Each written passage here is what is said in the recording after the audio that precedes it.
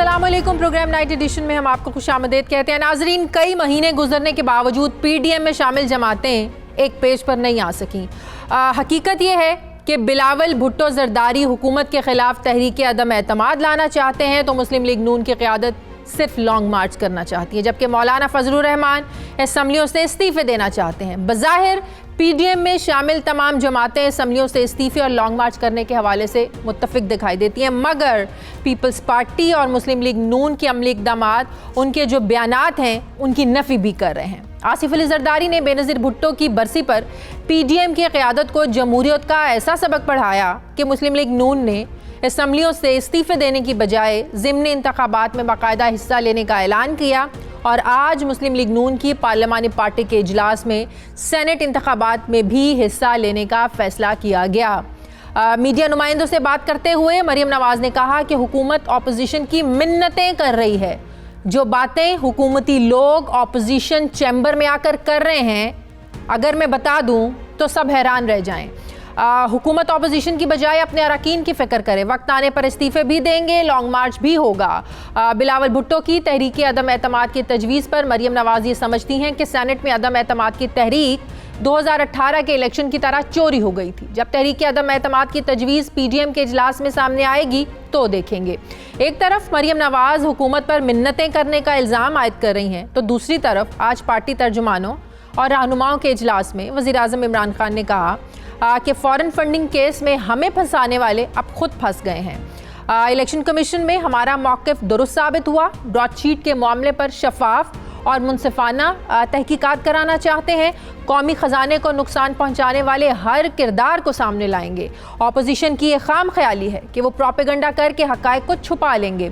एक तरफ हुकूमत ब्रॉडशीट के मामले पर शफाफ तहकीकात का मुतालिबा कर रही है तो दूसरी तरफ अपोजिशन को तहकीकाती कमीशन के सरबराही के लिए जस्टिस रिटायर्ड अज़मत शेख का नाम काबिल कबूल नहीं है।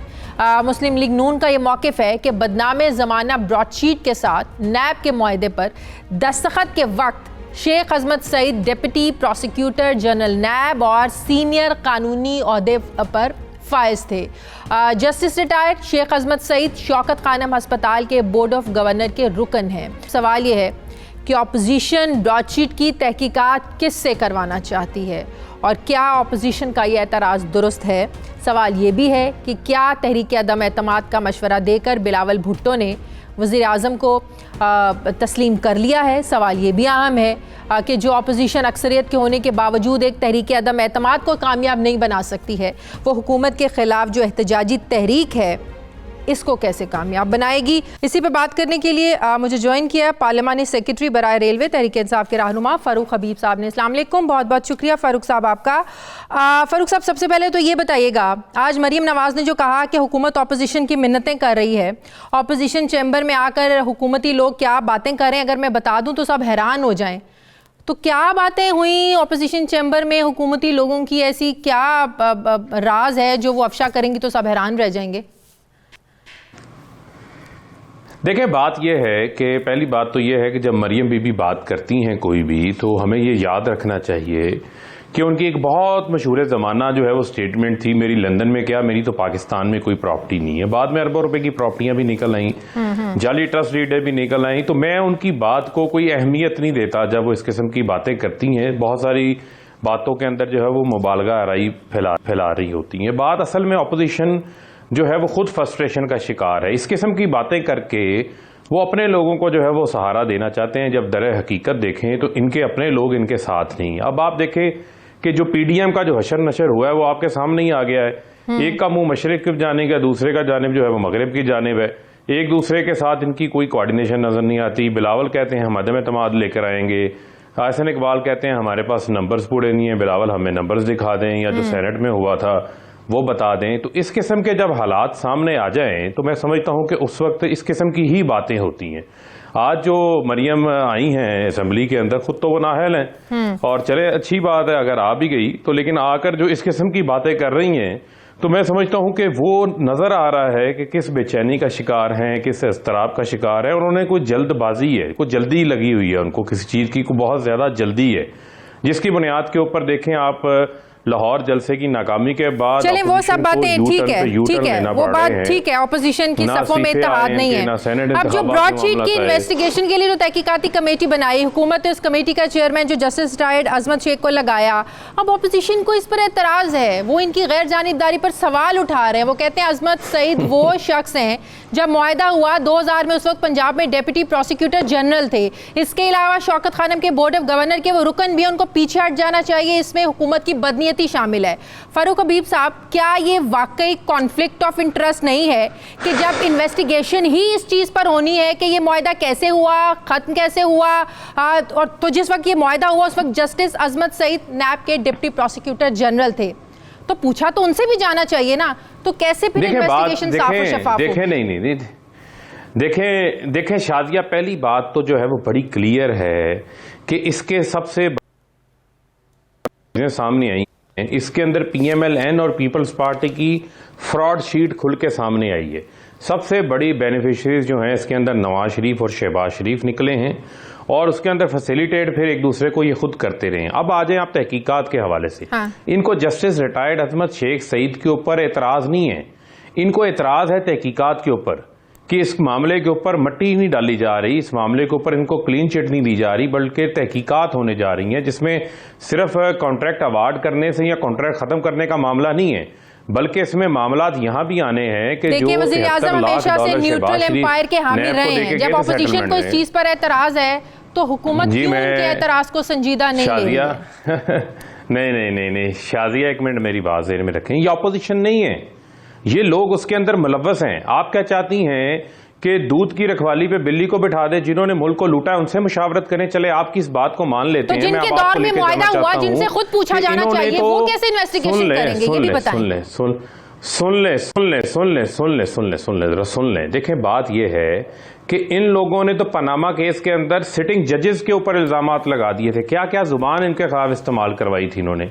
चेयरमैन नैब को पीपल्स पार्टी और PMLN ने मिलकर लगाया था। आज किस किस्म की जुबान जो है उनके ऊपर इस्तेमाल करते हैं। आप किसी फरिश्ते को भी लगा देंगे उसके ऊपर भी एतराज करेंगे। दूसरी बात यह है कि उस बेंच का भी हिस्सा थे जिन्होंने नवाज शरीफ को नाअहल करार दिया था, तो इस पर सवाल तो उठेंगे ना। एक मिनट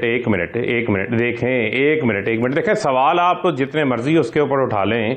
अब हमारे पास नहीं है कोई जस्टिस रिटायर्ड क्यूम लगाने के लिए, जो ये लगाना चाहते हैं वो हम नहीं लगा सकते। मसला ये है, जो असल बुनियादी चीज़ है, बुनियादी चीज़ ये है कि तहकीकात हो रही हैं जो उसके TORs के अंदर हैं। उसके अंदर बड़ी 4-5 चीज़ें बड़ी वाज़ेह हैं कि इसका कॉन्ट्रैक्ट कैसे हुआ, कैसे खत्म हुआ, इसकी आर्बिट्रेशन क्या हुई। TORs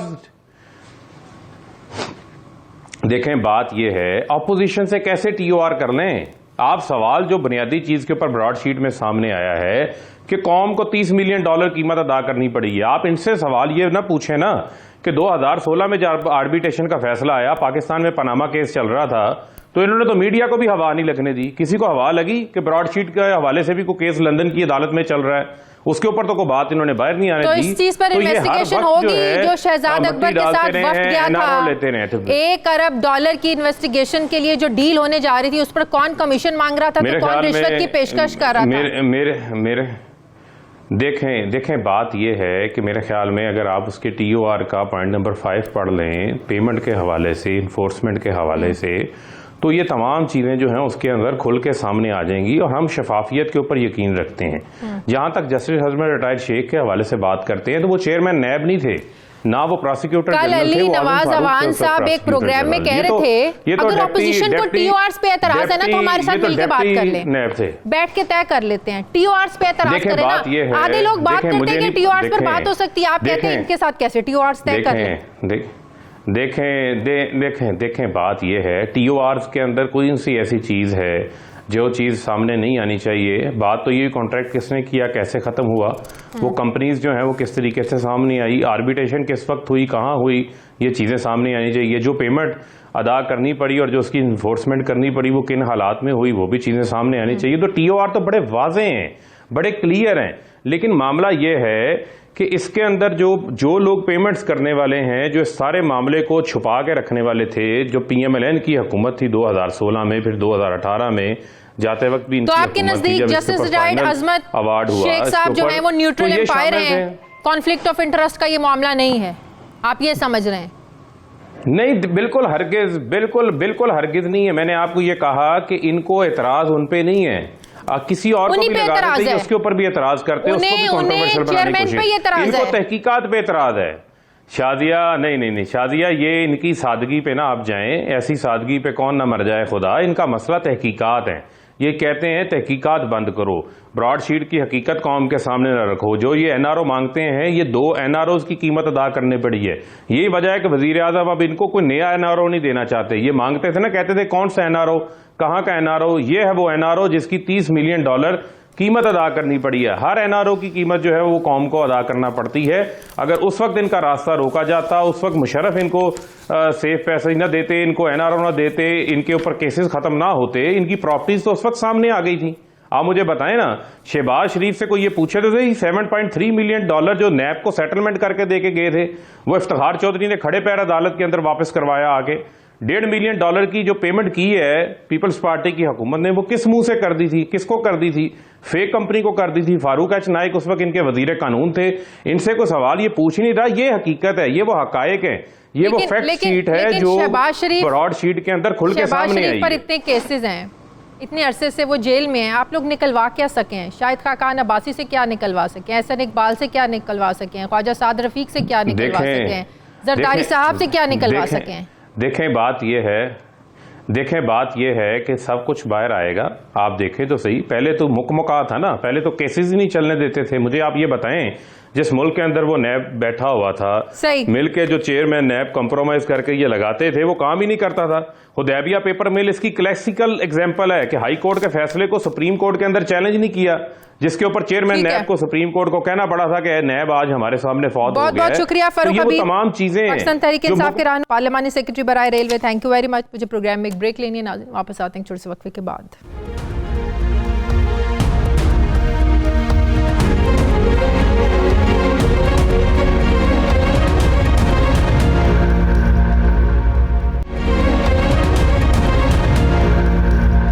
ब्रेक के बाद एक बार फिर से आपको खुशामदीद कहते हैं। सीनियर सहाफ़ी तज्ज़ियाकार मज़हर अब्बास साहब ने मुझे ज्वाइन किया। अस्सलाम वालेकुम, बहुत बहुत शुक्रिया मज़हर अब्बास साहब आपका।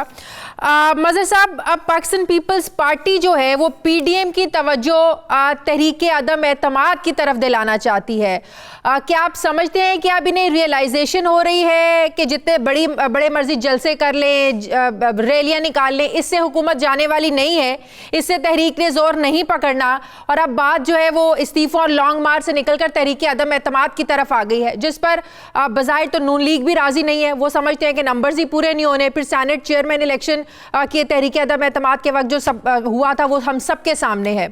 तो आपको क्या लगता है, ये रियलाइजेशन है कि तहरीक नाकाम हो रही है इनकी, अब गेम को ये पलटना चाहते हैं, या पीपल्स पार्टी सेफ खेलना चाह रही है? शुक्रिया शादिया। देखिए, मेरा ख्याल है कि पीपल्स पार्टी ने जो अपनी स्ट्रैटेजी को चेंज किया है, एक तो पीपल्स पार्टी पिछले कई सालों से एक मज़ाहमती पॉलिटिक्स नहीं कर रही। 2008 के बाद से अगर आप देखें तो पीपल्स पार्टी मज़ाहमती पॉलिटिक्स नहीं कर रही, मफाहमती पॉलिटिक्स कर रही है। और यहाँ इस सिचुएशन में उनको नज़र ये आ रहा है कि क्योंकि नॉर्मली जो पाकिस्तान में तहरीकें चलती हैं वो तो या तो इस्टेब्लिशमेंट की पुष्ट पनाही पे चलती हैं, इस्टेब्लिशमेंट की सपोर्ट से चलती हैं, एक अरेंजमेंट के तहत चलती हैं, और या फिर उसके नतीजे में मुल्क में मार्शल लॉ लग जाता है। यहाँ ये जो सूरत हाल है उसमें पीपल्स पार्टी को ये लग रहा है कि क्योंकि एक डेड एंड है, अगर हम लॉन्ग मार्च करते हैं, धरने उधर आगे जाते हैं और उसके बाद कुछ हासिल नहीं होता तो फिर क्या करेंगे? क्योंकि फिर तो आपके पास कोई भी ऑप्शन नहीं रहेगा। तो एक तरीके से वो उस लास्ट कार्ड को खेलने से पहले वो दीगर ऑप्शंस को जो है वो एक्सप्लोर करना चाह रहे हैं। मेरा नहीं ख्याल कि वो तहरीक अदम एतमाद ला सकते हैं। तहरीक अदम एतमाद लाने के लिए आपके पास जो नंबर गेम्स हैं वो नंबर गेम्स नहीं हैं। जो नंबर गेम्स आप बना सकते हैं वो बनाने वाले अभी तैयार नहीं हैं उन नंबर गेम्स पे। तो लिहाजा वोट ऑफ नो कॉन्फिडेंस का जो प्रपोजल या फिलर जिसे हम कहें वो छोड़ा है बिलावल भुट्टो ने, तो उन्हें भी पता है कि वोट ऑफ नो कॉन्फिडेंस अभी आ नहीं सकती। तो वाज़े इसका मतलब एक तफरीक है PDM में। कोई इस्तीफों की बात कर रहे हैं, मौलाना तो चाहते हैं सिस्टम में लपेट दें, नून लीग चाहती है कि लॉन्ग मार्च कर दें, अब पीपल्स पार्टी ने पैंतरा ही बदल दिया है। देखिए, सबसे बड़ा जो PDM की इस तहरीक में फ्लॉ है और वैसे तो कई फ्लॉज हैं, लेकिन सबसे बड़ा ये है कि आपने जिस वक्त ये तहरीक शुरू करने की बात की थी तो आपने इस पे सही होमवर्क ही नहीं किया।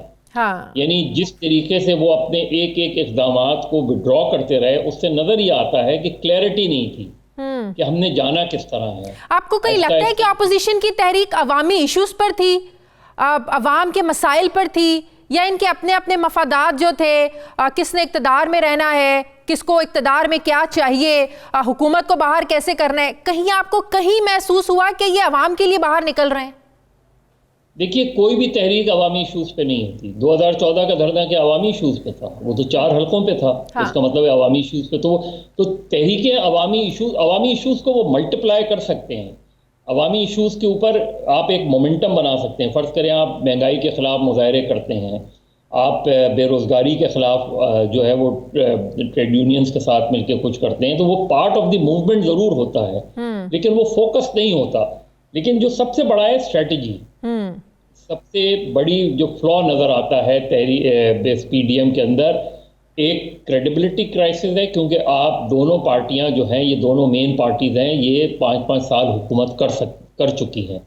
वहाँ एक वो आप जब ये फ्लोट करते हैं अवाम के ऊपर कि जी हमारा पीरियड अच्छा था, तो वो ये नहीं कह सकते कि हमारा पीरियड अच्छा था। वो कहते ज़रूर हैं कि जी बिजली लोड शेडिंग जो है हमने ख़त्म कर दी थी, ये सारी चीज़ें, वो पॉलिटिक्स ज़रूर है, लेकिन स्ट्रेटजी नजर नहीं आई मुझे।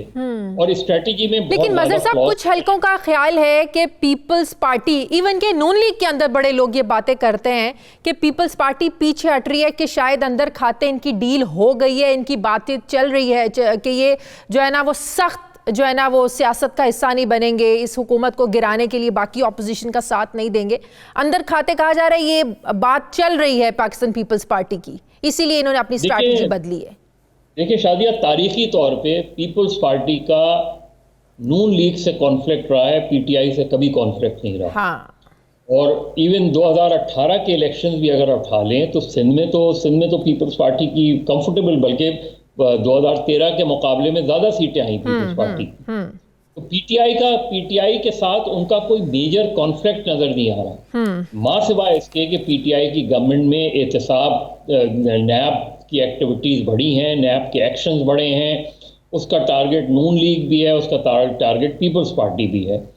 तो उस चीज़ ने ज़रूर पीपल्स पार्टी को डिस्टर्ब किया, वरना पीपल्स पार्टी और PTI के मुकाबले में पीपल्स पार्टी और नून लीग में ज़्यादा कॉन्फ्लिक्ट हैं, ज़्यादा शार्प कॉन्फ्लिक्ट्स। अच्छा, मजहर अब्बास साहब, ये जो ब्रॉडशीट की इन्वेस्टिगेशन के लिए जो तहकीकाती कमेटी बनाई है हुकूमत ने, और जो चेयरमैन की तैनाती पर जो अपोजिशन एतराज़ कर रही है जस्टिस रिटायर्ड अजमत शेख सईद की, क्या आप समझते हैं उनकी रिजर्वेशंस गैर जानिबदारी को लेकर जो हैं वो बिल्कुल दुरुस्त हैं, और हुकूमत ये कहीं ना कहीं कॉन्फ्लिक्ट ऑफ इंटरेस्ट का भी मामला है? ये कहीं ना कहीं नहीं, बहुत ज़्यादा कॉन्फ्लिक्ट ऑफ इंटरेस्ट का मामला है। इसमें अपोजिशन का मौक़िफ़ दुरुस्त है।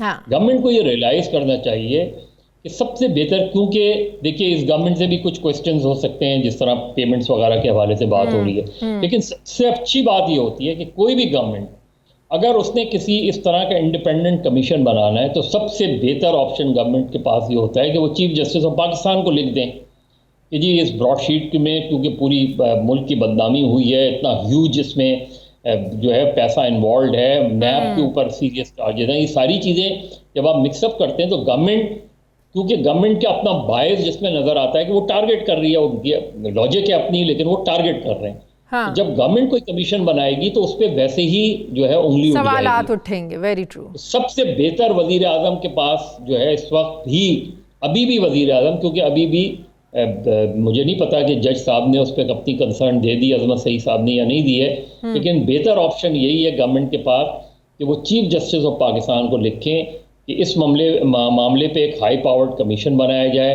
चाहे वो GIT बनाया जाए या जिस शक्ल में, तो उससे होगा ये कि गवर्नमेंट अपने आप को फिर विड्रॉ कर लेगी, गवर्नमेंट का एक न्यूट्रल स्टांस सामने आ जाएगा। बिल्कुल। फिर ऑपोजिशन के लिए ये मॉरली पीछे हटना मुमकिन नहीं रहेगा। तो मेरा ख्याल है बेहतर ऑप्शन तो ले है, लेकिन जो मूड लग रहा है गवर्नमेंट का, वो लगेगा नहीं कि हुकूमत जो है ना उसको चेंज, उन्होंने जिद बना ली है। हाँ बिल्कुल। बहुत बहुत शुक्रिया सीनियर सहाफ़ी मजहर अब्बास साहब मेरे साथ थे। Sir thank you. मुझे प्रोग्राम में नाज़रीन एक ब्रेक लेनी है, वापस आते हैं छोटे से वक्फे के बाद।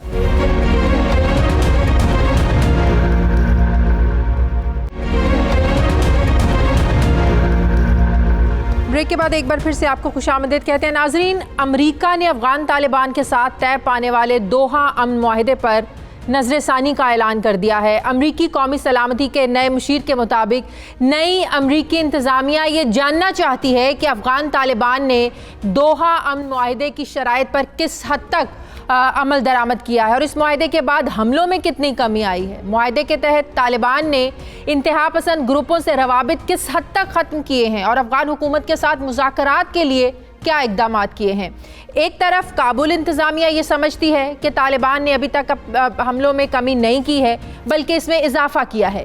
काबुल इंतज़ामिया का ये इल्ज़ाम भी है कि तालिबान कौमी सतह पर पीस डायलॉग अमन मुज़ाकरात शुरू करने में भी नाकाम रहे हैं। दूसरी तरफ तालिबान के तर्जुमान मोहम्मद नईम के मुताबिक वो अपने वादे का एहतराम करते हैं और मुआहिदे को बरकरार रखने के लिए पुरअज़्म भी हैं और उम्मीद करते हैं कि दूसरा फरीक भी इस मुआहिदे पर ऐसे ही बरकरार रहेगा। लेकिन नाजरीन, ज़मीनी हक़ाइक़ ये बताते हैं कि मुआहिदे पर नज़रसानी के ऐलान ने ख़ित्ते में एक बार फिर से ख़तरे की घंटी बजा दी है।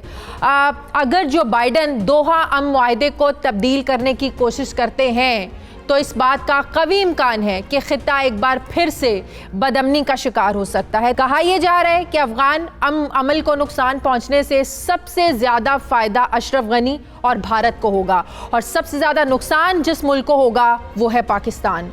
और पाकिस्तान मुतअद्दिद मरतबा आलमी बिरादरी की तवज्जो अफ़गानिस्तान में मौजूद शरपसंदों के ठिकानों की तरफ मबजूल करवा चुका है जो अफ़गान सरजमीन को पाकिस्तान के ख़िलाफ़ इस्तेमाल कर रहे हैं। पाकिस्तानी डोजियर के मुताबिक इन दहशतगर्द अनासर को बराह रास्त भारत की फंडिंग हासिल है। भारत सी पैक मंसूबे को टारगेट करने के लिए इन दहशतगर्द ग्रुपों की सरपरस्ती भी कर रहा है। मगर अहम बात यह है कि बाइडन इंतज़ामिया में 17 इंडियन अमेरिकन इस वक्त वाइट हाउस में बाइडन इंतज़ामिया का हिस्सा होंगे और 3 नेशनल सिक्योरिटी काउंसिल में भी शामिल हैं, जबकि जो बाइडन की टीम में 2 पाकिस्तानी ख़वातीन भी शामिल हैं। अब सवाल ये है कि इतनी बड़ी तादाद में भारतीय नजाद अफराद के बाइडन की टीम में शामिल होने से नई अमरीकी इंतज़ामिया का पाकिस्तान के साथ रवैया कैसा होगा। क्या पाकिस्तान और अमेरिका के ताल्लुकात मुस्तहकम होंगे या ताल्लुकात में सर्दमहरी भी जो है ना वो आ सकती है। इसी पर मैं बात करूंगी। मुझे ज्वाइन किया है मुस्लिम लीग नून के रहनुमा सेनेटर मुशाहिद हुसैन सैयद साहब ने। अस्सलाम वालेकुम, बहुत बहुत शुक्रिया मुशाहिद साहब आपका, thank you very much. Mushahid साहब, बाइडन की जीत और फिर सदारत का हलफ उठाने के बाद बतौर पाकिस्तानी जो सबसे पहला सवाल जहनों में आता है वो जाहिर है पाकिस्तान के हवाले से आता है कि बाइडन पाकिस्तान के लिए कैसे साबित होंगे। फिर अगर डेमोक्रेट्स को देखें तो डेमोक्रेट्स का एक माजी रहा है जंगों को लेकर, अफगान वॉर और फिर पाकिस्तान पर ड्रोन अटैक्स का जो एक दौर आया था, फिर डू मोर का हमेशा पाकिस्तान से मुतालिबा। आप समझते हैं इस सब के बावजूद हम ये कह सकते हैं कि आज हालात मुख्तलिफ हैं? अस्सलाम वालेकुम जी, और आपके व्यूअर्स को बड़ी मेरी तरफ से अस्सलाम वालेकुम। एक तो ये बात है जो डेमोक्रेट्स की आपने बात की और रिपब्लिकन्स की, मैं बड़ी माजरत से उससे इख्तलाफ करूंगा क्योंकि मेरे ख्याल में ये बात इतनी कट एंड ड्राइड नहीं है। आप देखें कि सदर बुश थे, जॉर्ज H.W. बुश, रेगन के बाद जिन्होंने प्रेस्लर अमेंडमेंट लगाई थी 1990 में। फिर ये जो उसके बेटे थे जॉर्ज W. बुश से हमारी बड़ी ज़ाहिर बड़ी दोस्ती थी, तो ड्रोन हमले तो उन्होंने शुरू कराए थे और उन्होंने पाकिस्तान पर इल्जाम लगाया था कि हम दोगलापन कर रहे हैं, हम दोहरे मेयार कर रहे हैं। तो ऐसी कोई बात नहीं। और क्लिंटन थे सदर अमेरिका के जिन्होंने कश्मीर का जिक्र किया था 1993 में। तो ऐसी कोई कट एंड ड्राइड बात नहीं, इशू है मफादात का। और इस हवाले से मैं समझता हूँ कि बाइडन जो है पाकिस्तान को जानते हैं। ये पहले अमेरिकन सदर हैं सदर निक्सन के बाद जो पाकिस्तान को बहुत अच्छी तरह जानते हैं। ये कई दफा दौरा कर चुके हैं, पाकिस्तान की एड सपोर्ट कर चुके हैं, कश्मीर पर मौक़िफ़ अख्तियार कर चुके हैं। तो मेरे ख्याल में बाइडन का ओवरऑल रवैया मुस्बत होना चाहिए और होगा इंशाल्लाह। सही। और जो कहा जा रहा है कि बड़ी तादाद में इंडियन नजाद जो अमरीकी हैं वो बाइडन इंतज़ामिया का जो ना वो हिस्सा बनने जा रहे हैं, तो इससे हो सकता है कि बाइडन इंतज़ामिया का जो झुकाव है भारत की तरफ हो। इसको आप कैसे देखते हैं? ये जरूर सही बात है कि काफ़ी इंडियन ओरिजिन लोग हैं और माजी में देखा गया है कि कई दफ़ा ये हिंदुस्तान के मफादात को ज़्यादा आगे बढ़ाते हैं बनिस्बत के अमेरिका के, जिसके वो बज़ाहिर नुमाइंदे हैं। लेकिन आपने ये भी देखा होगा कि कामला हारिस भी इंडियन ओरिजिन है, लेकिन उन्होंने कश्मीर पर बड़ा स्ट्रॉन्ग स्टैंड लिया था जब ये सेनेटर थी। उन्होंने कहा कश्मीरी अवाम को मैं कहना चाहती हूँ वो अकेले नहीं, लेकिन 2-3 पोजीशंस ऐसी उन्होंने काबू कर ली हैं इंडियन अमेरिकन ने जो हमारे लिए मनफी हो सकती हैं। स्पेशली जो उनका एक पोजीशन है कौमी सलामती काउंसिल में, जिसमें उन्होंने जमहूरियत और इंसानी हकूक की बात की है। फिर जो नायब वजीर खारजा उन्होंने अपॉइंट किया है वो भी हिंदुस्तान ओरिजिन के हैं, उसमें भी ये पोजीशन है ह्यूमन राइट्स की। तो ह्यूमन राइट्स हमारे लिए तो बड़ा इशू है। वो इशू है कश्मीर का, और दूसरी तरफ मोदी ने जो गंद डाल रहा है हिंदुस्तान के मुसलमान आबादी और कश्मीर में, तो इस पे हमें खदशात हो सकते हैं। तो हमें वार्न करना चाहिए अमेरिकन। लेकिन इसके साथ साथ एक बैलेंस हमें नजर आ रहा है, वो ये कि 2 कश्मीरी नजात खवातीन को भी बाइडन इंतजामिया का ना हिस्सा बनाया जा रहा है। तो जाहिर है हम ये जानते हैं कि बाइडन ने अपनी इलेक्शन कैंपेन के दौरान कश्मीर पर एक वाज़ेह मौक़िफ़ भी अपनाया था पॉजिटिव, इंसानी हकूक़ की खिलाफ वर्जियाँ और जो कश्मीर में जुल्म मोदी सरकार ने ढाया हुआ उस पर बड़ी आवाज़ भी उठाई थी, उसके खिलाफ बात भी की थी। तो ये एक मैसेज है 2 कश्मीरी नजात खवातीन को शामिल करना कि अब जो जुल्म हो रहा है वहां पर कश्मीर में मुसलमानों पर, उसके हवाले से कोई ना कोई हल जरूर निकलेगा, एक और आवाज आएगी अमेरिका से कश्मीरियों के हक में। देखिए जी, उन्होंने ट्रंप का खात्मा किया है और कोशिश कर रहे हैं अमेरिका में, तो वो चाहेंगे कि जो ट्रंप की बाकियात है, उनकी सोच जो थी ट्रंप की, बुग़्ज़, तजाद, तकसीम, तसादुम और तासुब की बुनियाद पर, इधर उसकी कासी हमारे खित्ते में नरेंद्र मोदी कर रहा है। और वो हमें चाहिए ये बावर करवाएं कि ये मोदी की जो सियासत है, ट्रंप की सियासत एक किस्म की थी, और उसमें कश्मीरी निजात खवातीन का आना खुशाइंद बात है। फिर 2 पाकिस्तानी भी हैं, आपको पता है जी जी। और उसमें वो सलमान और दूसरा जो शख्स है अली जैदी। तो उस हवाले से अमेरिकन पॉलिसी ब्रॉडर पॉलिसी होती है, और इतना आसान नहीं है चंद इंडिविजुअल्स को पूरी तरह पॉलिसी को इन्फ्लुएंस करना। तो मैं समझता हूँ उम्मीद की एक किरण है, क्योंकि इन्होंने जमहूरियत की बात भी की है, और बाइडन जो है वो खुद इस इशू के हवाले से वो बड़ा स्ट्रांगली फील करता है, कंसर्न है। बिल्कुल। अच्छा, इसमें तो इस बात में तो कोई शक नहीं है कि अमेरिका चाइना को अपना सबसे बड़ा हरीफ समझता है। अब अगर हम सी पैक की बात करें, इसमें अब हम ये नहीं कह सकते कि इसमें डेमोक्रेट्स की पॉलिसी है या रिपब्लिकन की पॉलिसी। सी पैक पर अमेरिका का एक नुक्ता नज़र है, अमेरिका ने कभी इसको वेलकम नहीं किया, बड़े तहफ़्फ़ुज़ात हैं अमेरिका को सी पैक पे। तो हम ये नहीं कह सकते मुशाहिद हुसैन साहब कि बाइडन के आने के बाद कोई सोच बदलेगी सी पैक के हवाले से, बावजूद इसके कि पाकिस्तान अफगानिस्तान में इतना हेल्प आउट कर रहा है अमेरिका को, और सी पैक के लिए पाकिस्तान जो है ना वो कितना मुफीद ये प्रोजेक्ट है। तो आपको नहीं लगता कि बाइडन के आने के बाद इस पर भी कोई सोच बदल सकती है सी पैक पर? देखिए, इशू अमेरिका के लिए सी पैक नहीं, इशू चाइना है। हाँ। और चाइना की पाकिस्तान जो ताल्लुक है, कुर्बत है, उसका सतून आजकल के दौर में सी पैक है। हाँ। और सी पैक खटकता है हिंदुस्तान के लिए, और हिंदुस्तान का हलीफ है अमेरिका, और अमेरिका हिंदुस्तान को इस्तेमाल करना चाहता है चीन के खिलाफ। पाकिस्तान के लिए बड़ी पॉलिसी वाज़ेह है, हम किसी किस्म की मुदाखलत, किसी किस्म की मशवरा बर्दाश्त नहीं करेंगे पाकिस्तान चीन ताल्लुकात पर या सी पैक पर, क्योंकि ये हमारे कोर मफादात की बुनियाद है, चाहे वो कश्मीर हो, न्यूक्लियर हो, सी पैक हो या इजराइल हो।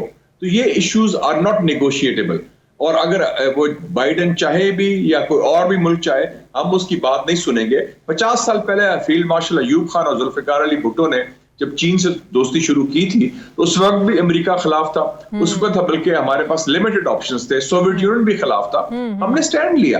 तो हमारे जो इंटरेस्ट हैं, और ईरान के बारे में भी हमें कहा गया ईरान के खिलाफ स्टैंड लो, तो हमने नहीं लिया, क्योंकि हमारे कोर मफादात हैं उसमें। तो इसमें कोई फिक्र की बात नहीं है। We will tell America to lay off, वरना हम नहीं कहते अमेरिका को कि आप हिंदुस्तान को इस्तेमाल कर रहे हैं पाकिस्तान या चीन के खिलाफ। तो ये उनकी चॉइस है, हम अपनी चॉइस एक्सरसाइज कर रहे हैं एज अ सॉवरेन कंट्री। बिल्कुल सही। अच्छा, अब इससे हट के एक आखिरी सवाल अपनी इंटरनल पॉलिटिक्स को लेके आपसे करना चाहती हूँ। मुशाहिद साहब, पाकिस्तान पीपल्स पार्टी ने अब तहरीक अदम एतमाद की बात छेड़ दी है, मौलाना साहब इस्तीफ़ों की बात करते हैं, नून लीग लॉन्ग मार्च की बात करती है, जो एक शक व शुबहात कह लें या जो एक तनकीद होती थी पीडीएम पर जब से पीडीएम बनी है कि इनमें इत्तफाक राय नहीं होता किसी भी चीज़ को लेकर, चाहे वो इस्तीफ़े हों, लॉन्ग मार्च हो या तहरीक अदम एतमाद। ऑपोजिशन खड़ी कहाँ है सर? मेरे ख्याल में इसमें तनकीद कुछ हद तक जायज भी है, क्योंकि ये 11 जमातों का इत्तेहाद है। हाँ। और 11 जमातें जो हैं उनके अपना अपना नजरिया भी है। कोई लिबरल है, कोई लेफ्ट ऑफ सेंटर है, कोई नेशनलिस्ट है, कोई राइट ऑफ सेंटर है, कोई इस्लामिस्ट है। तो उनकी अपनी सोच है।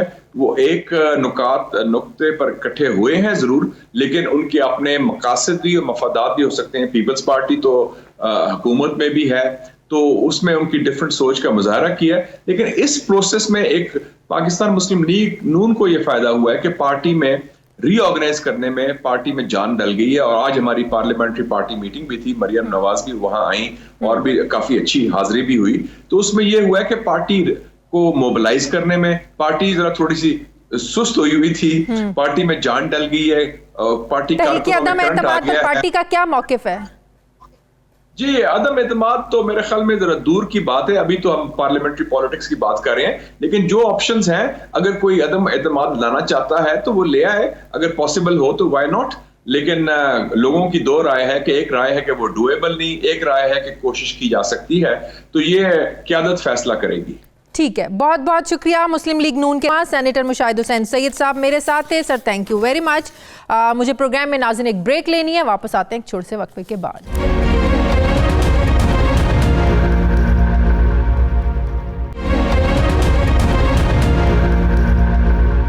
ब्रेक के बाद एक बार फिर से आपको खुशामदीद कहते हैं। नाजरीन, माली मुश्किलात से दोचार वफाकी हुकूमत ने इस्लामाबाद के सबसे बड़े F9 पार्क के एवज भारी कर्ज लेने की तैयारी मुकम्मल कर ली है।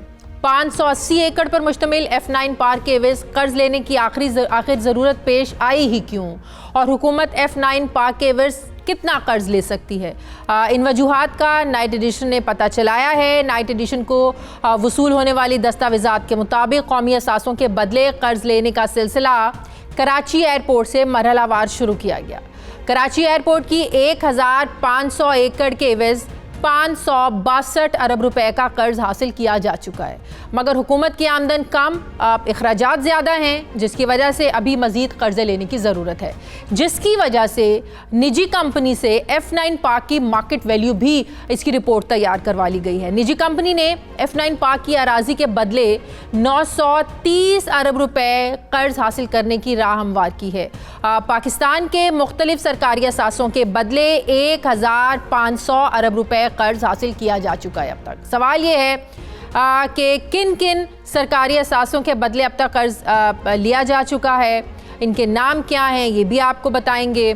फिर सवाल ये है कि सरकारी असासों के बदले अब तक लिए जाने वाले 760 अरब रुपए की कर्ज की वापसी कब होगी, कैसे होगी, इस पर मैं बात करूंगी। मुझे ज्वाइन किया इस्लामाबाद के ब्यूरो चीफ सुहेल इकबाल भट्टी ने। अस्सलाम वालेकुम, बहुत बहुत शुक्रिया। सुहेल, ज़रा लोगों की याद दहानी के लिए हम चाहेंगे कि लोगों को हम एक बार फिर से बता दें कि कौन कौन से सरकारी असासों के बदले अब तक कर्जे लिए जा चुके हैं, और सबसे बड़ा सवाल फिर इसके बाद पैदा होता है कि क्या हम इस पोजीशन में हैं कि कर्जे उसी तरीके से हम वापस भी कर सकें? शाज़ी, मामला ये है कि वफाकी हुकूमत को माली मुश्किलात का सामना है, और ये मुश्किलात अब से नहीं, गुज़श्ता हुकूमतों को भी ये मुश्किलात हायल रही, जिसकी वजह से जो इजारा सकूक बॉन्ड है ये जारी करने का फैसला किया गया, और कोई ऑप्शन नहीं था कि कौन जो इस्लामी शरीय कंप्लायंट को मद्देनजर रखते हुए हम कर्ज हासिल करें। हम ये भी बताते चलें कि पाकिस्तान पीपल्स पार्टी के दौर में ये सकूक बॉन्ड जारी करके और सरकारी अराजी गिरवी रखकर ये कर्ज हासिल करने का सिलसिला शुरू हुआ। मुस्लिम लीग नून के दौर हुकूमत में भी ये कर्ज लिया गया, लेकिन पीपल्स पार्टी और नून लीग के दौर हुकूमत में लिए जाने वाला कर्ज लौटाया जा चुका है। पाकिस्तान तहरीक इंसाफ के दौर हुकूमत में 2020 में ये सिलसिला शुरू हुआ, और बिजली की सरकारी पैदावारी कंपनियों को गिरवी रखकर 200 रुपए कर्ज लिया गया पावर सेक्टर के लिए। 2025 तक उसकी अदायगी होनी है। उसके बाद जिना इंटरनेशनल एयरपोर्ट कराची के एवज भी कर्ज लिया गया, तकरीबन 562 अरब रुपए कर्ज लिया जा चुका है, और कराची एयरपोर्ट की जितनी अराजी है अब आप मजीद उसको गिरवी नहीं रख सकते, जिसकी वजह से मजबूरन वफाकी हुकूमत को एक निजी कंपनी की खिदमात हासिल करके F9 पार्क इस्लामाबाद की वैल्यूएशन करवाएगी, जिसकी वैल्यू 930 अरब रुपए इस दस्तावेज में दर्ज की गई है। और अब वफाकी हुकूमत 930 अरब रुपए के सकूक बॉन्ड जारी करके मरहलावार कर्ज हासिल कर सकेगी। पहले जब सिर्फ आपने यही खबर नहीं, दी, बल्कि इसको इसके बड़ा बाद, हुकूमत की तरफ से इस पर तनकीद भी की गई, आपकी खबर को मुस्तरद भी किया गया, कहा कि हकाइक से हटकर खबर दे रहे हैं, लेकिन अब कहा जा रहा है कि कल विफाकी काबीना के इजलास में ही डिस्कस होने जा रहा है, एजेंडे पर है ये चीज। जी शाजिया, बिल्कुल 92 न्यूज़ ने हमेशा बाखबर और बावसूख रहने की रवायत को बरकरार रखा। तमाम जिम्मेदारियों का मद्देनजर रखते हुए तमाम दस्तावेज की रोशनी में हमें यह खबर ब्रेक की थी। ताहम वज़ीर-ए-आज़म के मामले खुसूसी बराए सियासी मुशबाज गिल साहब ने कहा यह खबर गलत है। उन्होंने स्ट्रेट फॉरवर्ड इसको गलत कहा, और उसके बाद जब उनके सामने दस्तावेज आना शुरू हुए तो फिर उन्होंने डिफरेंट जस्टिफिकेशन पेश की। लेकिन वजारत खजाना ने इस बात का एतराफ़ किया कि हम F9 पार्क के इव्ज़ कर्ज लेने जा रहे हैं, इसको हमें डेफिनेटली इसके इवजी रकम जारी होगी स्कूक बॉन्ड का इजराज करते हुए, और वफाकी काबीना ने मंगल के रोज इस मामले की मंजूरी देनी है। तो ये उन्होंने तय कर दिया। लेकिन इंपॉर्टेंट ये है कि जो अब तक कर्ज लिए जा चुके हैं उसके अंदर M1, M2 motorway, M3 motorway को भी गिरवी रखकर कर्ज लिया गया। ये एक प्रैक्टिस है जिसके अंदर हुकूमत जब ये कर्ज की रकम लुटाती है तो ये अराजी जमीन की जो सारी कमिटमेंट होती है निजी कंपनी के साथ वो खत्म हो जाती है। लेकिन हुकूमत के पास कोई और ऑप्शन नहीं है कि वो कर्ज हासिल करने के लिए F9 पार्क को गिरवी रखे बगैर आखिरी सवाल कर्ज हासिल कर सके। ये भी हम अपने नाज़रीन को बताएं, जो ब्रॉडशीट कंपनी के साथ जो मुआहदा करने के हवाले से जो इन्वेस्टिगेशन तहकीकाती कमेटी हुकूमत ने तश्कील दी है, जो मुख्तलिफ TORs पर जो है ना वो काम करेगी, कल तक बल्कि बहुत से प्रोग्राम्स में PTI के जो लोग थे वो कह रहे थे जब TORs पर और चेयरमैन की तैनाती पर, जो तहकीकाती कमीशन के जो चेयरमैन है जस्टिस अजमत शेख साहब, उनकी तैनाती पर जो अपोजिशन एतराज़ उठा रही है, हुकूमत ये मौक़िफ़ अपना रही थी अब से थोड़ी देर पहले तक कि TORs पर बात हो सकती है कि TORs किस तरह के होने चाहिए, किन किन चीज़ों पर इन्वेस्टिगेशन होनी चाहिए। लेकिन ये तो बड़ी हैरानकुन बात है कि TORs पर आप एक तो उनकी तजावीज़ लेने की बात कर रहे हैं, दूसरी तरफ आप मंजूर भी कर लेंगे आपने TORs। ये क्या आप लोग जो है ना वो लॉलीपॉप दे रहे हैं अवाम को भी, अपोजिशन को भी? आप कितना दोहरा म्यार रखते हैं? जी शाजिया, मामला ये है कि वज़ीर-ए-आज़म इमरान खान और अहम हुकूमती शख्सियात ब्रॉडशीट स्कैंडल के मामले में जो हमें अरबों रुपए जुर्माना अदा करना पड़ा और आलमी सतह के ऊपर पाकिस्तान का वकार मजरू हुआ, उसके ऊपर इंतहाई बरहम है। लिहाजा फैसला कर लिया गया है कि इस मामले को मंतकी इंजाम तक पहुंचाना है। 4 रुकनी कमेटी कायम की जाएगी, मंजूरी कैबिनेट से हासिल कर ली गई। उसके साथ मोस्ट इंपॉर्टेंट इंक्वायरी होगी कैसे, ये सबसे इंपॉर्टेंट था। हम ब्रेकिंग न्यूज दे रहे हैं नाइट एडिशन के अपने व्यूअर्स को कि वफाकी हुकूमत ने ब्रॉडशीट स्कैंडल की तहकीकात के लिए TORs मंजूर कर लिए हैं बाज़ाब्ता तौर के ऊपर। और इंटरेस्टिंगली ये TORs जो बहुत कंप्रीहेंसिव है, मैं उसको इंपॉर्टेंट पॉइंट शेयर कर देता हूं अपने नाज़रीन के साथ। सन 2000 में ब्रॉडशीट और एक और कंपनी भी है जिसका नाम इंटरनेशनल एसेट्स रिकवरी लिमिटेड है, इसके साथ मुआहिदा क्यों किया गया, क्या वजूहात थी, उसके बाद 2003 में मुआहिदा क्यों खत्म किया गया, कौन लोग जिम्मेदार थे, किन लोगों ने इसका फायदा हासिल किया। सिर्फ यही नहीं बल्कि जब यह मामला आलमी सालसी अदालत में चैलेंज हुआ, यह मुकदमा कैसे लड़ा गया, उसके बाद जो रिसेंटली पेमेंट्स हुई हैं ब्रॉडशीट के साथ, जो मुज़ाकरात किए गए, उन तमाम शख्सियात से भी पूछताछ की जाएगी। एग्जैक्टली इस पेमेंट का तरीकेकार क्या था, उसके साथ प्रोसेस क्या अडॉप्ट किया गया, आलमी अदालतों में पाकिस्तान के तहफ़्फ़ुज़ कैसे किया गया, इन तमाम पहलुओं का जायजा लेने के लिए 5 नुकाती TORs की वफाकी कैबिनेट से मंजूरी हासिल कर ली गई है। बात यह कि ऑपोजिशन को हुकूमत कह रही है कि आप TORs के लिए हमारे साथ बात कर सकते हैं कि क्या TORs होने चाहिए, लेकिन अंदर खाते आप लोग जो है ना वो TORs को मंजूर भी कर लेते हैं। बड़ी हैरानकुन बात है ये। बहुत बहुत शुक्रिया सुहेल इकबाल भट्ट के साथ। नाज़रीन, हमारे प्रोग्राम का वक्त खत्म हो गया। प्रोग्राम के लिए आप हमें फीडबैक ज़रूर दीजिएगा। अपना ख्याल रखिएगा। मुझे इजाज़त दीजिए। अल्लाह हाफ़िज़।